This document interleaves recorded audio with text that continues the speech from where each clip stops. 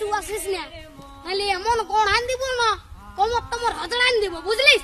চল যা, আমি বলছি আর শ্বশুর ঘর যাবো নাই, যাবো নাই, যাবো নাই, তুই চলে যা।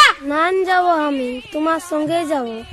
না দেবো, আমি তোমার তাই দেবো। হ্যাঁ বলে গেছি, আমার পেছু পেছু আর আসিস না, নাহলে এমন গোহান দিব না। কি বলছি? ও দাদা, তোর বউ আছে? হ্যাঁ নাই গো কেন? ওই জন্যই শান্তি হিরোর রকম ঘুরে বলছিস।